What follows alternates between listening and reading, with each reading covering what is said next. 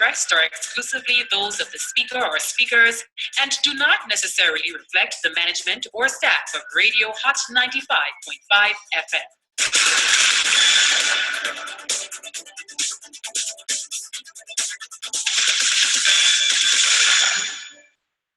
A pleasant evening to one and all listening out there in Radio Land, including our listeners on the World Wide Web. And welcome to our weekly program, Ed-U-Cation Talk, where news, views, and reviews are our mission. We are coming to you live from the studios of Radio Hott 95.5 FM, right here in Nature Island, Dominica. Our calling program tonight promises to be hot, as we will be discussing a topic that has drawn widespread attention in education and other circles over the past 2 weeks. The question is, should teenage mothers be allowed to return to school? Of course, tonight's discussion comes on the heels of a recent decision of a Catholic school board to deny a 15-year-old teenage mother readmission to school 2 months after she gave birth. This case has taken on the status of a legal battle, which the students' parents are now fighting in court.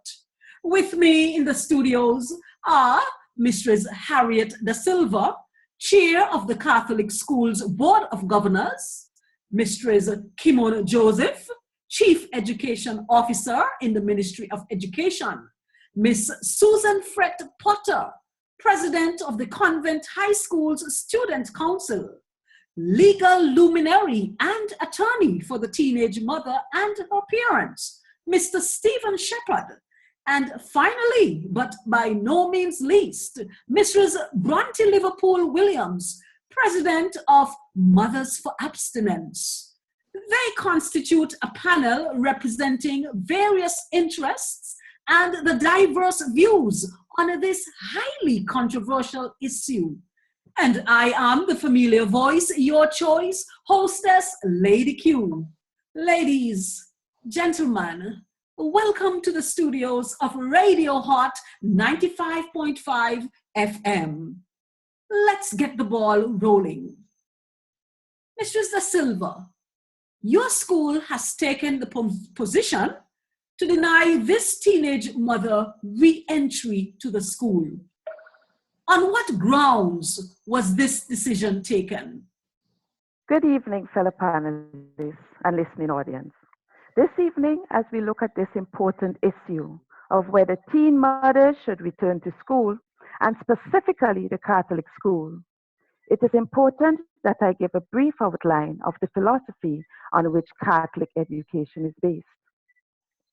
The Congregation for Catholic Education, the Catholic school, on the threshold of the third millennium, taken from the document from the Vatican, reviewed the Catholic schools and the new challenges which Catholic education faces. The schools are grounded on the fundamental characteristics that Catholic schools are places of integral education of the human person through a clear educational project of which Christ is the foundation. There is also an ecclesial and cultural identity, for its mission of education is a work of love and service to society. These traits, therefore, characterize the education community. The Catholic schools have always committed to develop the whole person, and this is done through education and imparting moral values. We do not consider fragmentation of education, where only pedagogy and the sciences of education are taught. Our education is grounded in strong human values based on Christ's teachings. The school must uphold these moral values, which we try to impart to our students. Therefore, in order to preserve the teachings of the Church and not compromise our values and moral teachings, the school cannot readmit the student to the school. Ah, you've said quite a mouthful there, Mrs. Da Silva. Now, Miss Joseph, what is the Ministry of Education's position on this issue? Good evening, Lady Q, fellow panelists, and the listening audience. It is certainly my pleasure to be here. The present issue from the standpoint of the Ministry of Education is the protection of the fundamental rights of students, parents, teachers, and school staff as secured by the Constitution of the Commonwealth of Dominica 1978 and the Ed-U-Cation Act of 1997. Therefore, as the Chief Education Officer of the ministry, I will focus on what these two documents tell us ought to be done in this instance of the teenage mother returning to school. For one thing, like all other democratic countries, this country was founded upon the principles of its constitution. Schools are first and foremost agents of the state and are thus obligated to respect the constitutional rights of the people that they serve. Chapter 1, Section 13, subsection 3 of our Constitution states that no person shall be discriminated against based on sex, race, place of origin, political opinion, color, or creed. In this particular case, if the teen mother is unable to return to school, then she's being discriminated against based on her sex, since as we know, only females can get pregnant. And that discrimination is unconstitutional. Also, we must understand that the Ed-U-Cation Act has established compulsory school attendance for all children aged 5 to 16, and that makes special provisions too for children who are homeschooled. Therefore, by denying this child who is under 16 years of age permission to continue her education, the school is breaching the Act. Section 19, subsection A, demands that students must, and I quote, attend classes regularly and punctually and participate in the educational programs, end quote. Section 37 gives clear circumstances where students can be excused from attendance to school, and these range from sickness to cases where the student is representing the school or the country at an event, or for the observation of religious activity. Neither pregnancy nor childbearing is listed in the Ed-U-Cation Act as circumstances for a student who is of compulsory school age to be out of school. How then can this school deny re-entry to this student? To do so would be to go against the Ed-U-Cation Act, the very act that governs the Ministry of Education itself.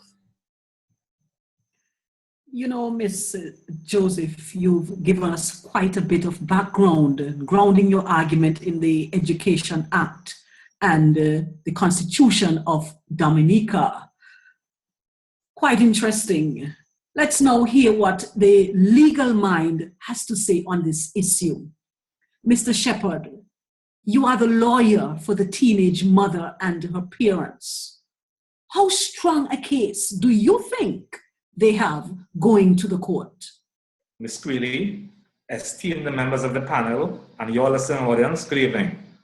Without any shadow of a doubt, I am confident that my client has a strong case. First of all, the Ed-U-Cation Act of the Commonwealth of Dominica states in part, I quote, subject to available resources, all persons are entitled to receive an educational program appropriate to their needs in accordance with the provisions of the Act and regulations, end of quote. By attempting to deny my client's daughter re-entry to school because she is now a mother, the school is definitely breaching the Ed-U-Cation Act of the Commonwealth of Dominica. Section 16 of the Constitution of Dominica states, I quote, if any person alleges that any of the provisions of Section 2 to 15 inclusive of this Constitution has been, is being, or is likely to be contravened in relation to him or her, then without prejudice to any other action with respect to the same matter which is lawfully available, that person may apply to the High Court for redress.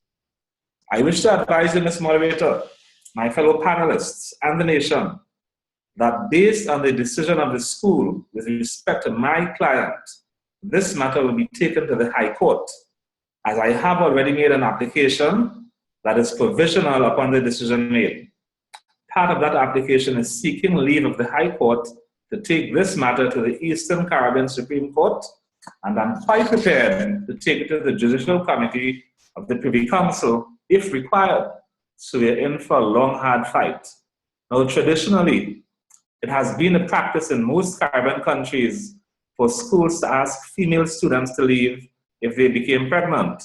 I wish to remind all that we are in 2016 and that in some islands, girls have the option of returning to school after giving birth. It's in Kitts and Nevis, however, they are allowed to continue their education even while pregnant. And you know, sir, the same is true for Anguilla. In fact, my research pointed me to a landmark case there when in 1999, a pregnant teen was sent home after she was discovered pregnant. Within 1 week, she returned to school with a letter from her lawyer indicating that she had a right to education based on the Education Act, and that the school was actually in breach of the Constitution of Anguilla. Now, you would imagine that this raised eyebrows in many circles. But, my dear, the school had not a leg on which to stand. The girl was readmitted, and she left school just before she had the baby and came back within a month of giving birth. And I would also add that she finished school and excelled. Now, Miss Fred Potter, president of the Convent High School Students' Council, I know you have been anxiously waiting, I'm sure, to add your bit. What are students' views on this matter? Good evening to the members of the panel, the listening audience, and especially my fellow peers who I know are tuned in to this discussion tonight. The matter of whether or not pregnant students or teenage mothers in Dominica should be allowed to return to school is not a matter for us to give opinions or even be discussed, since there's no law governing pregnancy in Dominica as per the Commonwealth of Dominica Education Act 1997 and the Commonwealth of Dominica Education Regulations 2011. If we examine the Act closely, Section 14 states, and I quote, "All persons are entitled to receive an educational program appropriate to their needs in accordance with the provisions of this Act and regulations," end of quote. Section 15 of the same Act clearly states that it is the responsibility of the Chief Education Officer to provide this educational program to the students of compulsory school age, which we all know is from 5 to 16, as was mentioned earlier by a Chief Education Officer, and is outlined in Section 25 of the Act. This is in keeping with one's constitutional rights, and it is in sync with the United Nations Conventions of the Rights of the Child. Article 28(1)(e) demands that, and I quote, "States parties recognize the right of the child to education, and with a view to the achieving this right progressively and on the basis of equal opportunity, they shall, in particular, take measures to encourage regular attendance at schools and the reduction of dropout rates," end of quote. This is supported by Section 17B of the Education Act, which requires students to, and I quote, "attend classes regularly and punctually and participate in the educational programs in which the student is enrolled," end of quote. If this is mandated by law and also right of the child, then the pregnant students and teenage mothers are expected and should be in school, since the law does not discriminate here or is not specific. Wow, Ms. Fred Potter, you are quite passionate with your argument. And I'm sure that those claims that you have made will be heard by many, or at least I hope. Now, Mrs. Liverpool Williams, as president of Mothers for Abstinence, what is your position on this very debatable issue? Lady Q, fellow panelists, listeners in Radio Land, good evening. I want to thank, first of all, the host for having me on her program tonight. As an advocate of abstinence, I speak in opposition to the readmission of this teen mother, and by extension, all teenage mothers to Catholic schools and the secondary schools in Dominica. Now, this country is founded on biblical principles which undergird the moral fabric of our society.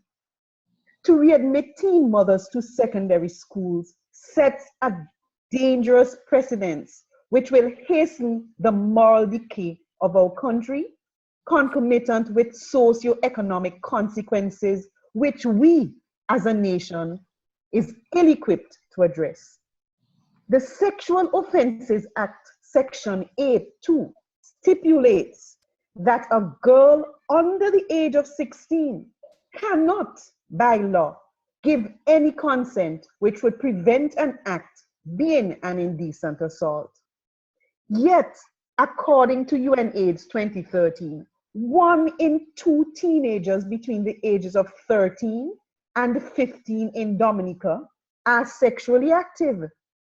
UNAIDS further notes that 1 in 3 of sexually active persons aged 15 to 24 years have had 2 or more sexual partners.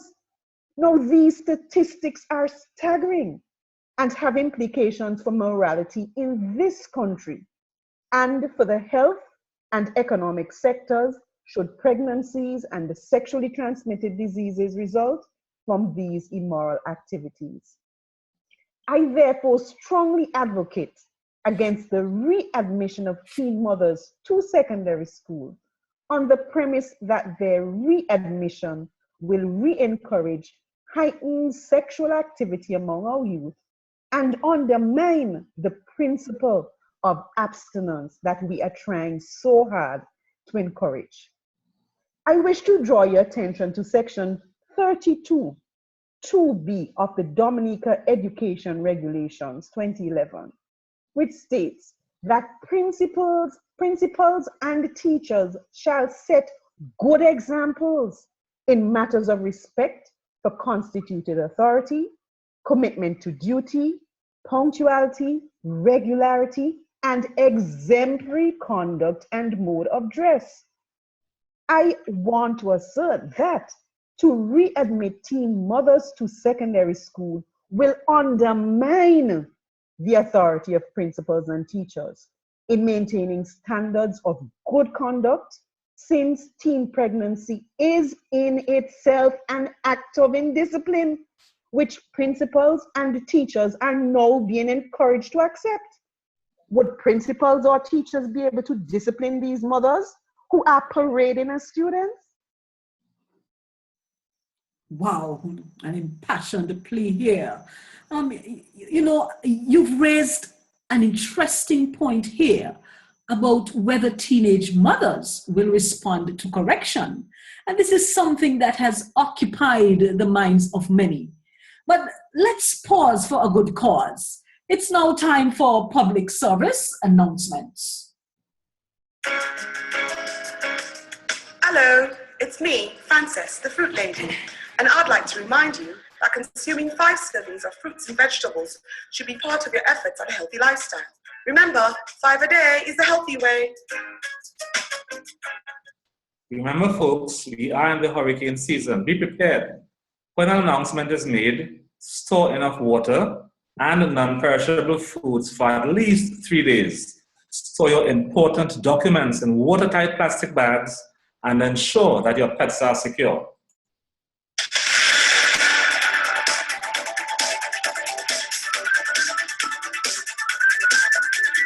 The views that Welcome back back to the studios of Radio Hott 95.5 live out of Nature Island, Dominica.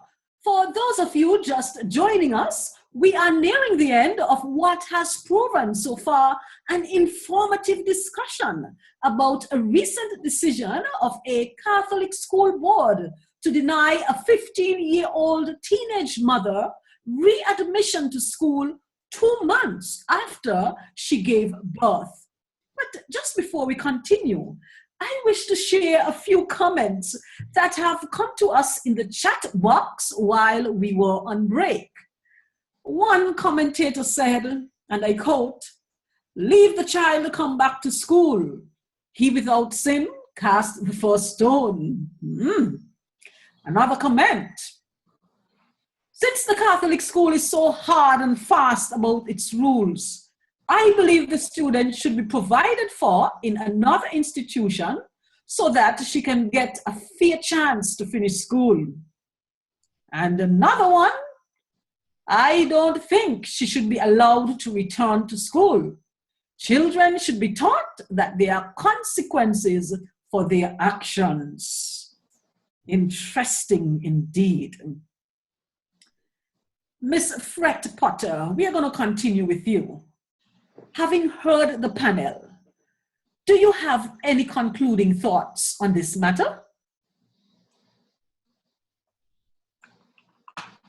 Why some persons and even some students are not in agreement with pregnant students in school and teenagers and teenage mothers returning to school, the Ed-U-Cation Act is extremely clear.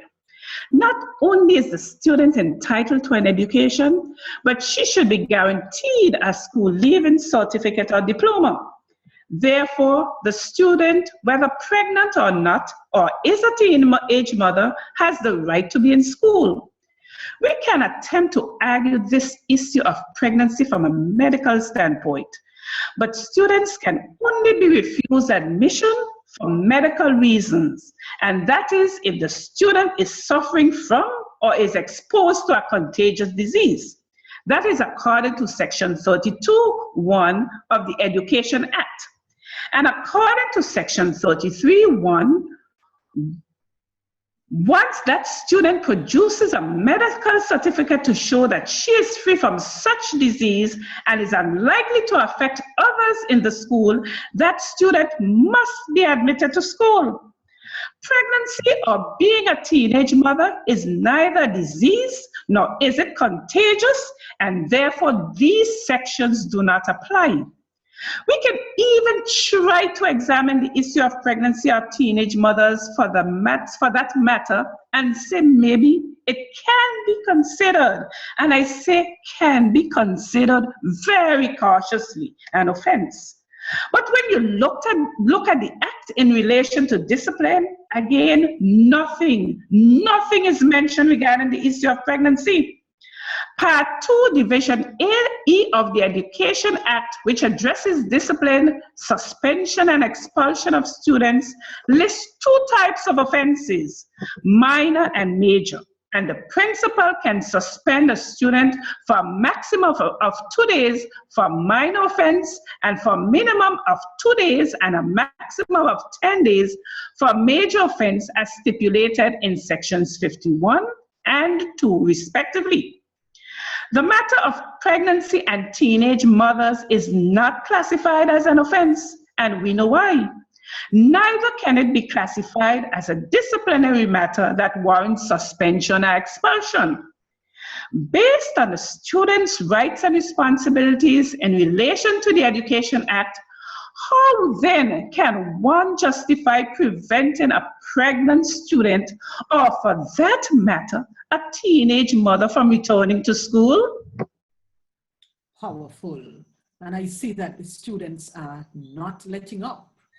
Ms. Joseph, since there is a widely held view that the ministry cannot interfere in the affairs of the Catholic schools, how do you respond to that? I wish to correct the erroneous argument that we have heard disseminating on some talk shows concerning this particular issue. Let me make it clear that the notion that the Ministry of Education has no business interfering in the affairs of a private Catholic school is seriously inaccurate. Again, I draw not on emotions, but on the clauses of the Education Act. First of all, none of the Catholic schools on the island currently is or have ever been fully private. Instead, they are government assisted. This means that the government pays the salaries of the teachers and provides subventions to the school. Section 116 of the Education Act states that the schools exist by mutual agreement between the Minister of Education and the proprietor, and in this case, that is the Catholic Church.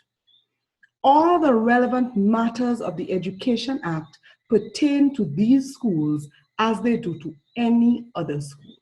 Section 39 mandates the formation of a board, and we have the Catholic Schools Board here in Dominica. The Act stipulates that the constitution of such a board, the minister must be represented on that board. Therefore, the notion that the government, and in particular the Ministry of Education, is separate from the Catholic Schools Board is ludicrous and it's false. What is true is that Catholic schools fall under the remit of the Ministry of Education and are thus governed by the rules of the Act and the Constitution that mandate non-discrimination and access. Mm-hmm. Thank you. So, you've been forceful in speaking to this issue. Mrs. Da Silva, in these changing times, do you think it is prudent to continue with this policy of exclusion? Yes, it is. The Catholic school understands that pregnancy is not a disease. And we realize that the students in our school are confronted with varying difficulties of the present time. Difficulties such as indifference, incapable of self-sacrifice and perseverance, and a lack of authentic models to guide them, often even in their own families. Also, there is a profound apathy where ethical and religious formation is concerned. The Catholic schools, therefore, need to offer the young person a place where not only where knowledge is acquired to strong technical and scientific skill, but we should, above all, impart a solid Christian formation. Our Christian philosophy is in keeping with the Christian philosophy of Dominica and supported by the Ministry of Education. For the Education Act of Dominica, Division E, number 48 states that a public school or an assisted private school may, after consultation with its Board of Management, introduce rules to govern the attire, conduct, and discipline of students once they are approved by the Chief Education Officer and circulated to the parents of the students of the school. The Education Act of Dominica Part 2 on the rights and responsibilities of students and parents, Division A, number 17, states that every student enrolled in a public school or assisted private school shall observe the code of conduct and other rules and policies of the school. Therefore, the school's policy regarding pregnancy needs to be taken into consideration and should be respected. Parents have a choice in the education of their children, and when they choose the Catholic school in any Caribbean island, they are given the laws and policy which govern the school. The parents sign this policy, which gives the school the authority to enforce the laws of the church which governs the school. The school remains sympathetic to the plight in which some of our young girls find themselves. We therefore do not condemn the individual, neither do we condone the act. We also need to protect the other students under our care, and we do not want to send out mixed signals to our student population. The instrumental laboratory shows that Catholic schools understand the challenges.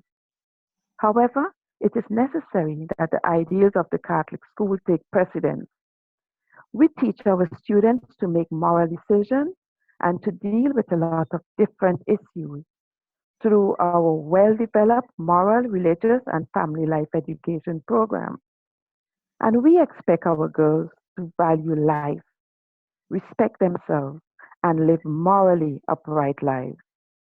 The principles and laws which govern this school govern all Catholic schools and are sanctioned by the ministries of education on all the islands in the Caribbean. Our policy does not set out to discriminate against any student, but we should uphold our values. Therefore, the student must be withdrawn from the school.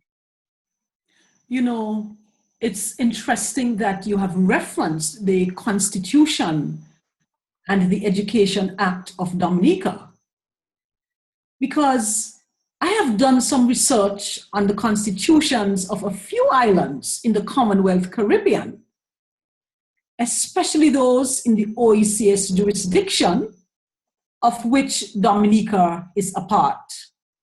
For example, that of Anguilla, St. Kitts Nevis, Antigua and Barbuda, St. Vincent and the Grenadines, and St. Lucia.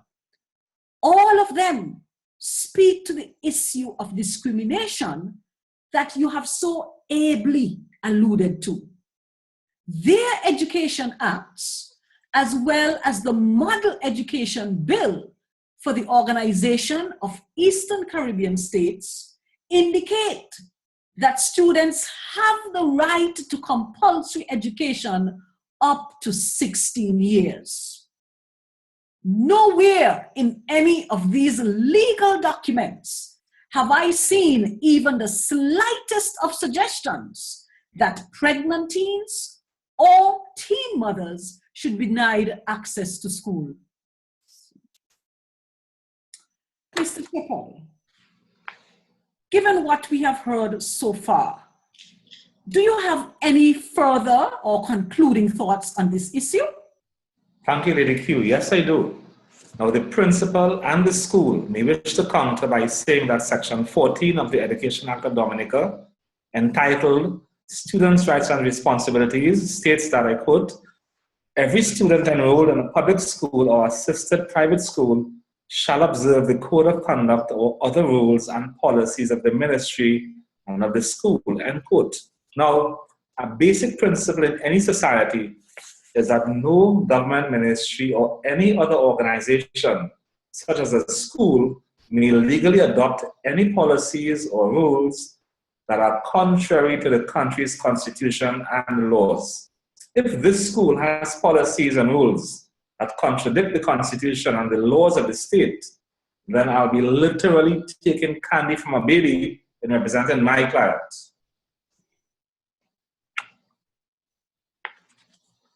I don't think I get your point where you said that the ministry cannot legally adopt policies contrary to the Constitution. Can you say more? Okay, let me explain. A constitution is the basic law on which all other laws are based. Every permanent organization of individuals, whether public or private, must have basic rules or laws for its establishment and for the conduct of its activities.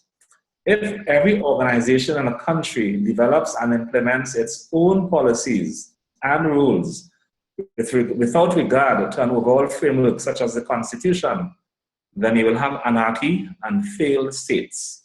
For example, an organization may say that it is its right to come into your house and take any of your household articles. The Constitution and laws of the land renders that act illegal. Without such a framework, you will have no recourse to justice, and if your property is taken from you. Now, I'll explain a case. In Mohammed versus Moraine and another, the court considered whether the refusal of a school board to allow a student to attend classes in Muslim dress violated the regulations under the Education Act of Trinidad and Tobago. The court found that it did, as the board had applied the regulations inflexibly and had not taken into account the psychological effect of the refusal, which was a relevant consideration. It had also taken into account irrelevant considerations, such as the question of school tradition. If the Chief Education Officer is either unwilling or unable to ensure that my client's daughter is allowed to return to school, then in ensuring that the Constitution of the state is not trampled upon and the Education Act is not contravened, I am duty-bound to use all the legal remedies available to me. Okay, thank you. Mrs. Liverpool-Williams, given all that we have heard, do you really think that your position is still relevant today? Lady Q, I would like to reiterate my view that this country is a Christian nation, and any attempt to readmit teen mothers into our schools is a deliberate attempt to undermine the moral fabric of our society. Further, there is another point that I would like to make, that of the responsibility of the teen mother.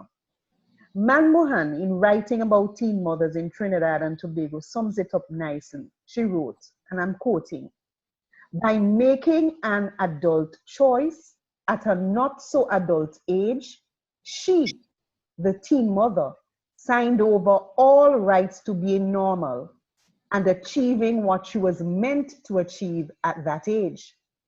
A teen mother no longer has a right to an education, but a responsibility to her newborn baby and to society.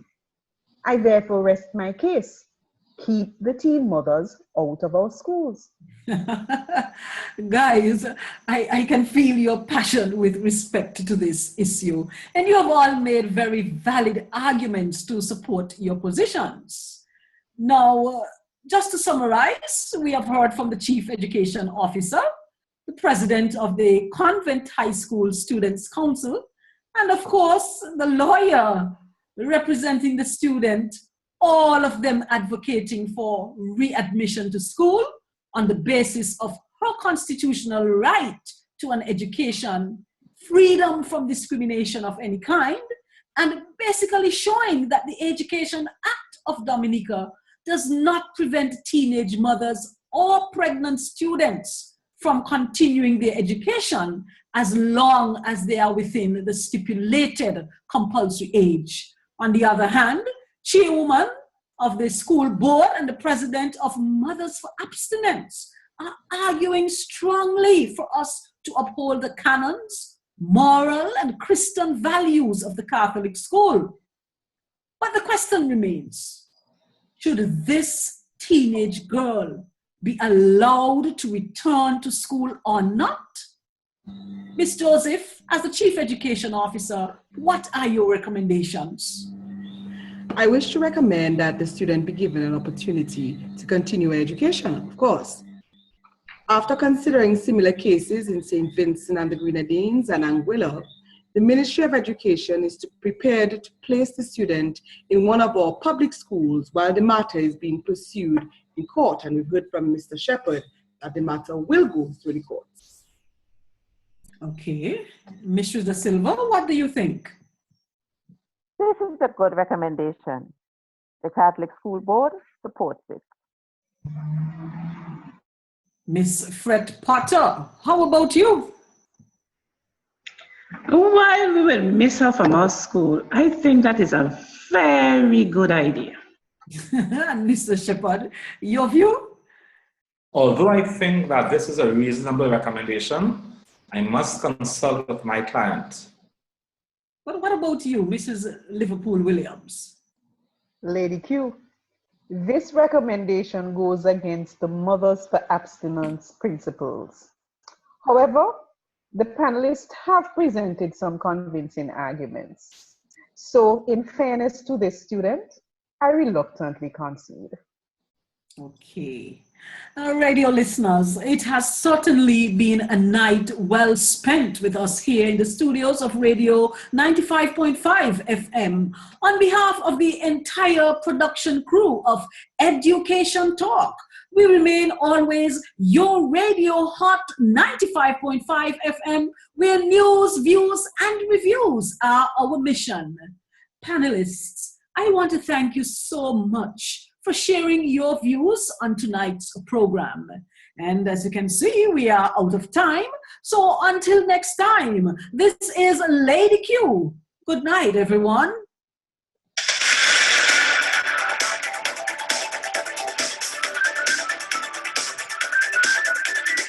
The views expressed were exclusively those of the speaker or speakers and did not necessarily reflect the management or staff of Radio Hot 95.5 FM.